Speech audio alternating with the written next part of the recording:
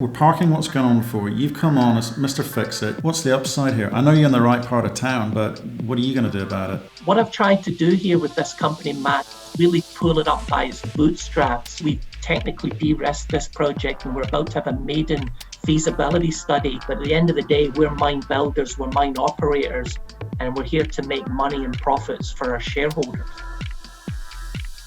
Hello and welcome to Crux Investor. First of all, thanks so much for watching this video. If you like it, give us a thumbs up. It'd be much appreciated. And it also helps us to understand which companies you think we should be spending our time, money and effort on. And do leave your comments below. It also helps us with questions that you think we should be asking, how you think we've done, and of course, what you think of the company. You can catch this as a podcast, an article, or a transcription on cruxinvestor.com. And of course, for our Crux Club members, you get early access to this video. And if you haven't already done so, please click the button in the corner of the screen to subscribe to our YouTube channel, and of course for more videos like this one, click the notification bell. We spoke earlier today to George Ogilvie, who's the CEO of Battle North Gold, formerly known as Rubicon. Now Rubicon's got a fairly checkered past. George has been drafted in to solve their problems about 3.5 years ago, has been robustly going through and implementing a process to turn the company around and come up with a business plan which is about getting into production early, showing the market a route to production, and hope that it will kind of forgive the sins of the past,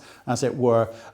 Very robust team, very robust process, and the numbers look good, and they're also in the right region, the Red Lake district, so surrounded by some pretty important groups like Evolution, Great Bear and Pure Gold as peers to look at. So we discussed the business plan, how he hopes to go about doing it, how they hope to fund this, and indeed what the feedback in the market has been to date. So take a look in the description below at some of those topics discussed. Anything interesting in particular, there's a number beside it. That's got a timestamp that will jump you to that part of the video. Otherwise, enjoy what George has to say. George, how are you doing, sir? I'm well, thank you, Matthew. Well, thanks for joining us. You're going to tell us all about your company today, including the name change. So how are you? Where are you? You must be in Vancouver, are you? No, we're based out of Toronto, and Okay. we closed the corporate office since March 12th temporarily. So all the executive team are working remotely from home over the course of the last 3 to 4 months. How's that gone? Yeah, actually, it's gone very well. I had some experience of this before many years ago when I was starting up a small company known as Rambler Metals and Mining in St. John's, Newfoundland. And we didn't have a head office, so I worked from home essentially for 5 years. Is it the tight Scottish roots, is it? Yeah, exactly. Got to save money on those corporate expenses, put it into the ground with a drill bit, get the mine up and running first. You're saying all the right things. And you told me before we came on, you're just at Motherwell outside of Glasgow. Yeah, that's correct. Yeah. Back in the day. Very good. Well, look, why don't we kick off with that 1-minute overview of the story for people new to this, and we'll pick it up from there. Yeah, so Battle North Gold has a project in Red Lake, Northern Ontario. It's a very prestigious gold mining camp that's been around for over 80 years. And there's close to 30 million ounces of gold, which will have come out of that camp. Essentially, we have a project which is shovel ready. There's been over $700 million of investment. So today we have a permitted mill, a shaft, 14,000 meters of development within the mine, a 44 kVA electrical line right into the mine site. And we're in the throes of completing our first maiden feasibility study with reserves that should be out in the fourth quarter of this year, followed by project financing. And this time next year, we'll be in production and pouring our first gold bars in the second half of 2021. Good stuff. Okay, so we're going to start at the beginning, if we may. Obviously, you've had a name change recently from Rubicon. I don't want to get into all of that, what's gone on in the past. I think it's well documented, well covered, and we put some links that if people are determined to know more. I'm interested in you. I want to know what I'm buying into. So you arrived in 2016, inherited a bit of a situation there with what had gone on. You came as a consultant first, and before becoming CEO. What was it that you were brought in to try and fix? Well, prior to joining Battle North Gold, I conducted 4 months of my own due diligence on the project. So I signed a CA, I went into the data room, I visited site, tried to get a sense of what had gone wrong in the past and how could it be fixed and what the potential upside was. And, I did see a lot of things that did go wrong, and I knew that I had the technical skill to fix them. So, what we've been trying to do over the last several years is really de-risk the project from a technical perspective.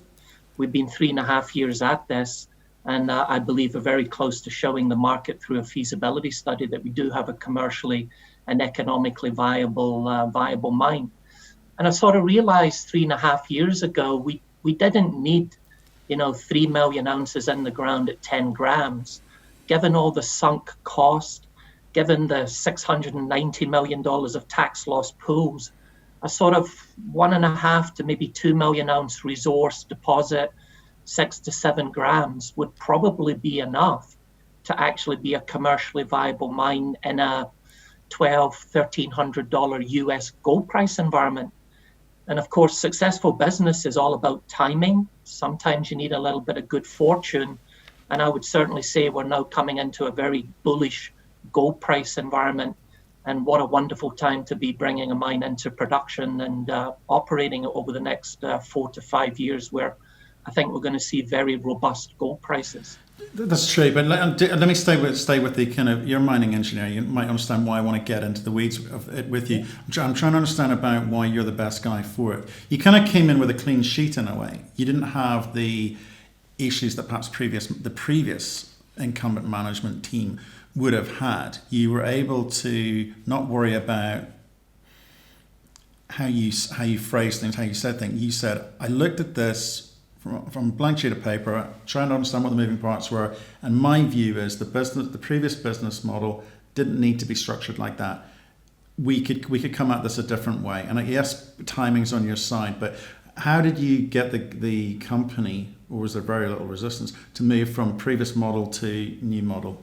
Well, first of all, we had to get a geological structural model that was sound. And although there was 500,000 meters of historical drilling conducted on the project, none of that drilling was what's known as orientated core. So all the drilling that we've did over the last 3.5 years, which is in excess of 100,000 meters of additional drilling now, has all been orientated core. And the way your sort of listeners and viewers should think about that, think of it like a clock face on the wall. And the analogy I always use is, if there were no numbers on the clock and no distinguishing features, how would you be able to tell the time? So with orientated core, when you remove the core from the barrel of the drill, in three-dimensional space how that core is orientated. So you sort of know where 12, 3, 6, and 9 o'clock is located. When you bring the core to surface and you put it on the geologist's bench, and he has 12 o'clock facing up, as he measures the dip and the azimuth and the strike of the quartz veins, which typically carry the gold mineralization, he can put that into the computer. And because we know how the core is orientated, we can see trends developing. So we could see where that gold could be contained within other elevations within the mine. And for this project, we saw 3 trends emerging with respect to the strike and the dip of the mineralization. So the veins run east-west, which is actually perpendicular to the main host rock, which is a high titanium basalt, which runs north-south. But we also saw other veinlets running north-south and other veinlets running northwest-southeast. So this allowed us to hit upon what's known as a Rydell shear system. Now, it was all conceptualized, it was all theory, but that allowed us to put together a new structural model and a new 43-101 in 2018. And then in the summer of that year, we took a 40,000-ton bulk sample out from underground, 5,000 tons of waste, given the mill hadn't ran for a couple of years, 5,000 tons of low-grade 3-gram material to bed the mill in because it had been cleaned out, so the mill will absorb gold, and then 30,000 tons approximately from 3 test trial mining stopes. Now, each one of those stopes was actually completely mined independently, and we took over 10,000 underground run-of-mine muck samples. And each stope was brought to surface separately and put into its own stockpile and then ran through the mill individually. So we had the ability to actually do a reconciliation exercise right down to the very 10,000 ton stoping block.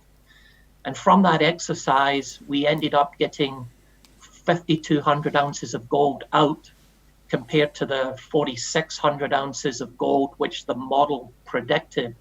So we were 7% higher on tons and 6% better on grade. And that amounted to almost 14% more gold out than what the model predicted. So that sort of gave us, in our opinion, some validation on the geological structural model and also on the 43101 resource that we'd put together and the various modeling parameters that we were actually using to construct the resource. And from that moment in time, we've put out an additional 3 updates to the 43101 resource, and we have not changed the modeling parameters. So the capping levels remain the same, the radii of influence remains the same, the resource methodology that we're deploying remains the same. So today we believe we have something which is fair, credible, and is a better reflection of what we actually have in the ground compared to maybe where the company was 5 years ago. Yeah, okay, but that's very, very technical. And I'm trying to, so let me ask, and which I understand, but there's a big swathe of this audience that won't understand what you just said or why you've said it, okay? So let me start. Give me a breakdown of your shareholders, the share registry.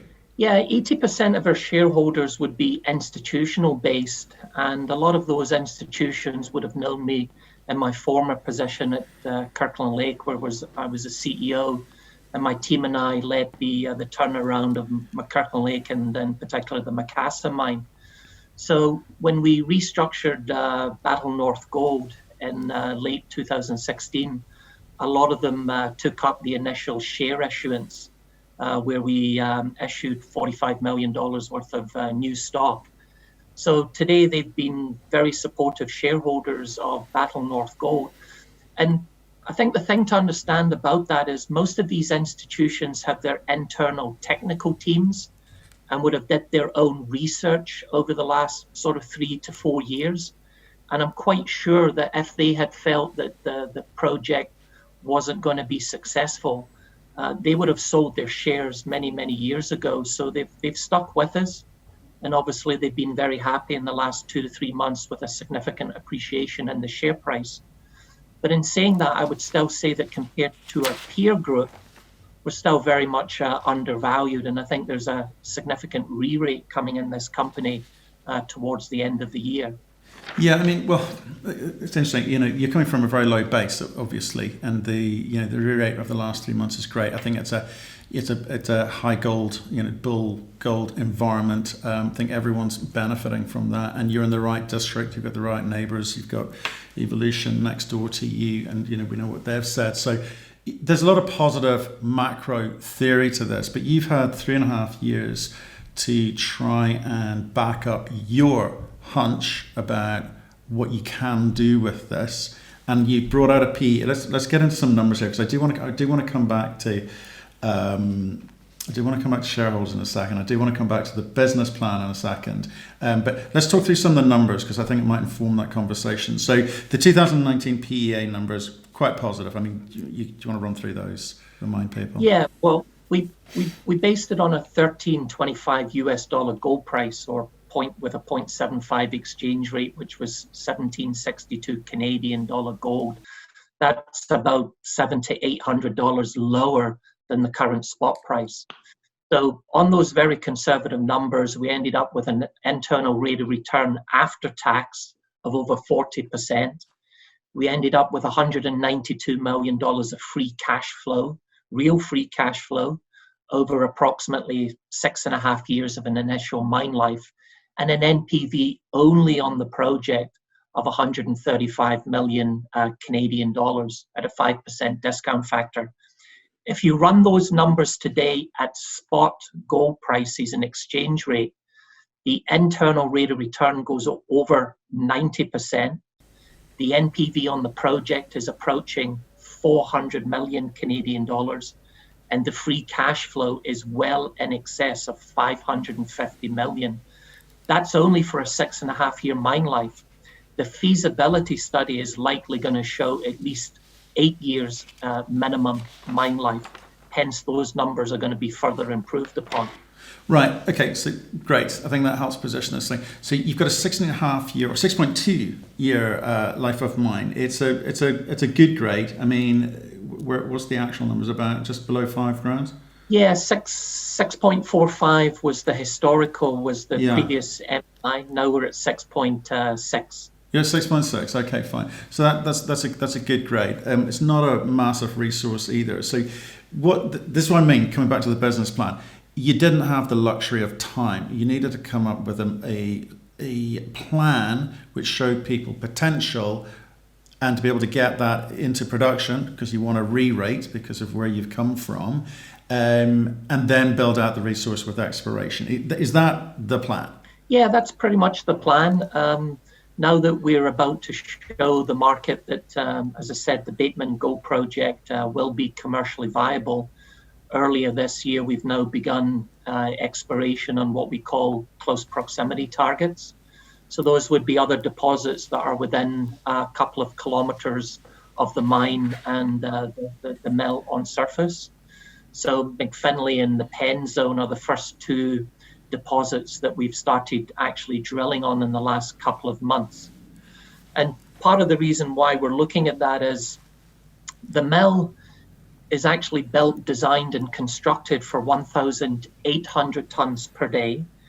In the PEA and most likely in the feasibility study, maximum throughput will only be around 1,500 or 1,550 tons per day. So we're only running the mill at, let's say, 80% capacity.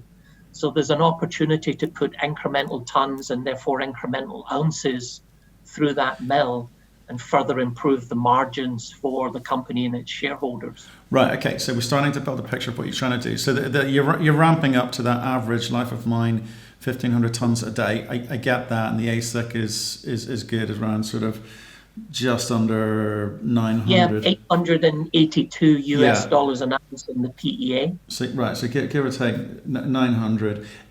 You're showing a route to market. You're showing that you can do this. You've inherited, as a result of the restructure, a huge infrastructure investment, some $690 million worth. And again, and sorry to leap around here, but this is quite a complex story given, again, where you've come from. That infrastructure obviously very, very valuable, and you've talked about one of the components, which is the mill. But how else was the rest of that $690 million spent? Well, there's a 720 meter deep shaft that has a bottom and a mid shaft loading pocket. The 10-ton skips sit over the cage. So on a full production day, the hoist can bring 2,500 tons of rock to surface. So that's fairly significant. There's a wastewater treatment plant, which allows us to discharge our water. There's a tailings impoundment area, and there's a 44 kVA electrical line right into the mine site with surface transformers, converting the power down to 5 kVA and sending it underground with 2 power feeder cables. There's also a 200-man camp. Red Lake is known for not having enough labor to satisfy the labor pool or requirements. So typically 30 to 40% of the labor is fly in, fly out. So we already have that camp built, and it's in pristine condition, waiting for the new employees as we ramp up in 2021. Okay, so it sounds like you've got a Rolls Royce, but you only use it to drive to the shops. What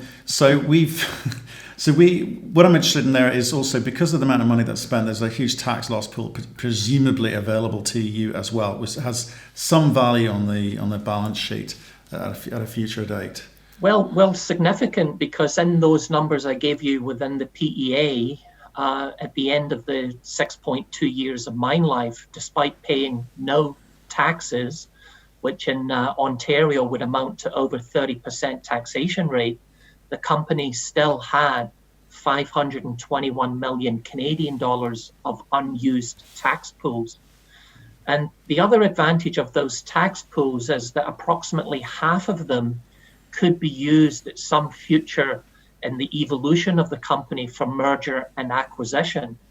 So, for example, if you had Project A, let's say it was in Ontario, and its NPV post-tax was $100 million lower than the NPV pre-tax, if you could structure a deal and put both companies together and provided it was accretive to both sets of shareholders, that Project A's NPV post-tax just improved by over $100 million. So the tax loss pools are not just extremely valuable to Battle North Gold, but also in M&A and potentially other strategics out there. Okay, so you raised about $9 million in February. We've obviously had COVID. It may have impacted your ability to do work and maybe haven't burnt through the cash as quickly as you thought you were going to. So how much cash have you got today? We've got just over 12 million Canadian dollars cash in the bank. Based on our current budget to year end and our current burn rate, we're fully funded through until the second quarter of 2021. And as I alluded to earlier, with the feasibility study out in early fourth quarter of this year, we would anticipate having the project financing in place sometime towards the end of the year or very early first quarter of next year. So break that down, because again, it comes back to this business plan, which I was trying to get out of you earlier. It's trying to understand, how those numbers flow through. Your capex is, as I understand it, was it about 81 million. But you will have financial contribution to that. So what's the net number that you're going to have to raise to kind of get things moving? Currently, we're estimating around 100 million Canadian dollars, which includes a contingency. There's also a historical legacy debt that is now, it's due the 31st of December 2021. But it amounts to today about 14.3 million Canadian dollars. But it is senior secured against the assets of the company. So if there's a debt component within the project financing, any debt provider is probably going to want to have security. So the way in which we would deal with that is we would take out the Sprott lending facility at the end of this calendar year when we're doing the project financing. So you have to add that approximate $15 million onto the capital requirements. And that's what gets us up to approximately 100 million Canadian dollars. So you can't afford anything to go wrong between now and then, because you need to pay that off. Well, we need to pay it off, but I mean, obviously, with the feasibility study out in September, October, if we haven't dealt with that debt in December 31st of 2021, I think there's bigger challenges or bigger issues on this project. So we're very confident that will be dealt with. Now, there's a huge opportunity here again, because we use conservative pricing in the PEA. During the pre-production period, there's 44,500 ounces of gold which actually gets produced. And at 1762 Canadian dollar gold price, that generated about $75 million of revenue from gold sales over the 20-month ramp-up period. If, however, we were producing gold next year at 24 or 2,500 Canadian dollar gold price, that extra $700 margin is going to give us an approximate additional $30 million of revenue from gold sales. And provided the capex within the feasibility study is in line with the PEA, the funding requirement just went down by the corresponding amount, i.e. $30 million less is required. Okay.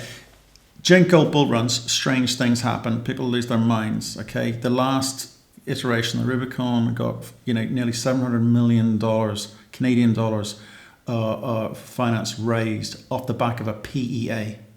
Okay. Really unusual. However you look at it, you can say a PEA, it's feasibility standard, and I hear that a lot, but it's not. The variance is huge, right? 30-40% either way. You're raising this off the back of a feasibility study or hoping to, and I know you've been technically de-risking this project, but what indications are you getting that people are going to be comfortable enough funding it off a feasibility rather than a definitive feasibility study? Well, we've already got 9 groups currently in the data room, and we brought them in deliberately early so they could get comfortable with all the technical information to date and get their heads wrapped around it.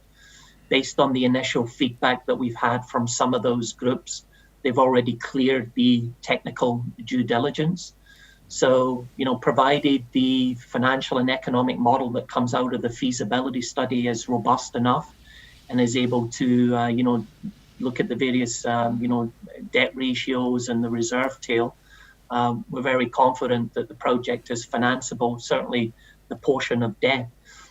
The other opportunity we have here, which is unique to Canada, is that because the former company never declared commercial production, the capital development, pre-commercial production capital development that we will put into this mine qualifies as a Canadian development expense, which is CDE, and is therefore flow-through financeable.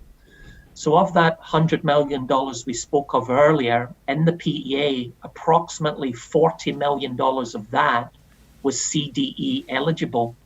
And we know until recently, the capital markets have been extremely tough in Canada, particularly for the juniors and the developers. But one area where they've been able to access funds is through flow-through. So we're very confident that we can put the debt component in place without over-leveraging the company, and a significant portion of the equity can be raised via flow-through. Okay. Now, you've got a huge institutional following, but you're getting out there and starting to tell the story a little bit more, trying to appeal to retail, family office. Correct. Yeah, because that will help with the liquidity and perhaps drive the sentiment a little bit stronger than this. What are you saying to them? I mean, obviously, we're parking what's going on for you. You've come on as Mr. Fix-It. You've done and implemented a few things which are moving this company forward and showing people that there is something substantial under the ground, and you do know how to get at it economically, which is the key here. So once you've shown the route to market and you poured next year, what's the upside here? I know you're in the right part of town, but what are you going to do about it?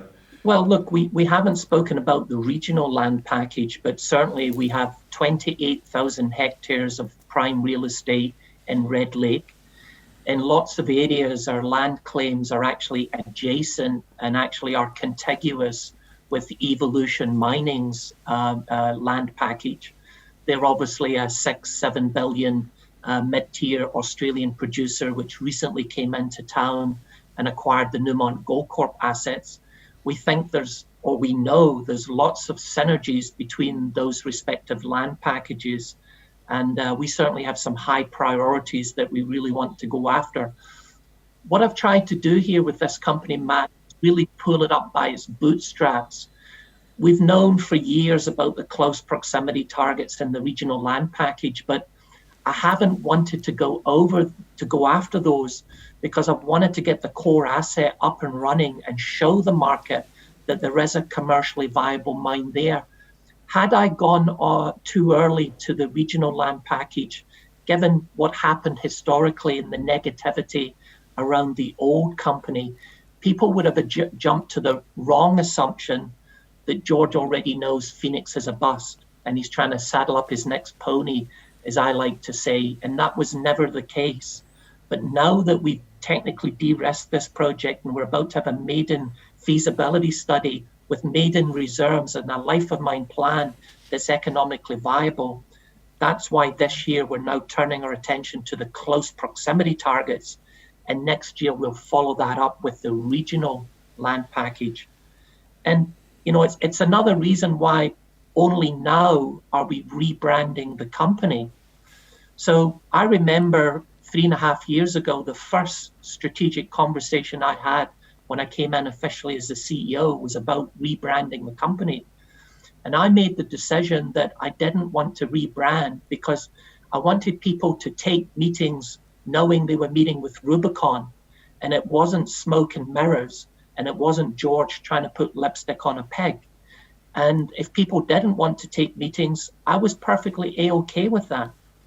But now that we have a proven management team, we have the feasibility study coming out with reserves, an economically viable mine, huge upside on exploration. This is why at this juncture in time, we really felt now was the time to rebrand this company and let go of the legacy and the shackles of the past. But now is the time. It's the dawn of a new era, as I said in a previous statement last week. Okay, I buy that. You've got to prove a route to market, and you're going through that process. And I think with the feasibility study, I'd like to see what the numbers look like. But you touched on something there. You're looking at sort of contiguous land packages, people like Evolution, and in billions of dollars. You've also got people around you like Pure Gold who are now starting to move after years of kind of being quite a boring story. And Great Bear, who's chosen their own business model, quite frankly, bucked the trend in terms of what the norm is in mining anyway. So you've got a lot of people around you. So what am I buying into? Am I buying into a development story here who's going to do a little bit of actually early stage producer, and then you're going to flip it, or are you going to be doing the M&A? How does it work? Well, I can tell you with the management team that's running Battle North Gold, we are mine producers, and we're going to be taking the lead on M&A. It doesn't necessarily mean it would be in Red Lake. However, obviously you need two parties to be able to put, an accretive deal together. I certainly do believe that further M&A activity is warranted, and a consolidation of the Red Lake camp would make a ton of sense. But if that doesn't happen, it will not hold Battle North Gold back. We already know that there are other targets out there at some juncture in time that might make sense. And, running a single asset company brings with it its own risks. And a way to de-risk that is to look at other assets in safe jurisdictions. And I think it would be fair to say that we would be very Canada, if not Ontario, focused with any future M&A. What do you think the grades are going to look like going forward? Because I know, I'm sort of looking back historically, you've some pretty big numbers thrown out there. I guess in a period where people didn't quite understand the ore body. You understand a little bit more because you've done a little bit more drilling over the last 3 years. But you're at 6.6 is grams per tonne. Do you think that's kind of fair for the region? I think within the close proximity to the mine, that's the type of typical grade we can expect. Of course, we're going to have holes like we've had in the past that are multi-ounce, many, hundreds of grams per tonne. But there are other areas where there's low grade. And I think when you put it all together, we're looking at a 6.5 gram resource grade in the ground. Now, the good news is that the head grade delivered to the mill will be around, 5.5 grams. And we can certainly make money on that, which is what it's all about, and generate significant returns for our shareholders. The regional land package, as Great Bear Resources has proven, can be a different beast entirely. And Red Lake is known for being super high grade, and that grade being found in some instances at depth, well below 2,000 meters, for example. The Red Lake mine that Goldcorp had before they were taken over by Newmont, their high-grade discovery, which was multi-ounce, 60 grams per tonne, 2 ounces a tonne, was discovered 2,000 meters below surface. And, we've barely scratched the surface there at the Bateman Gold Project. So do you think once you do get into production, again, so this is a bit forward-looking in the sense that you've still got a ways to go before you get into production, and you've kind of described the way that you hope to finance it, or hope to be able to finance it. Once you're in production, it's relatively low levels of production.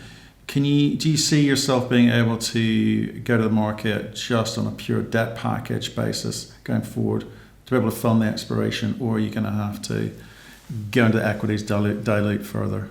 Well, the good news is that, based on our preliminary models, this mine throws off a lot of free cash flow.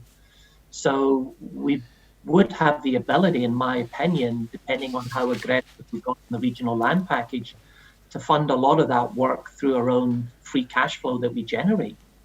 So, I think at the end of the day, and maybe it's just my, Scottish nature coming out, we want to minimize dilution, and we know that the company historically got into problems because they took on too much debt based on a preliminary economic assessment. So we certainly don't want to repeat the mistakes of the old, and we're going to be a lot more prudent.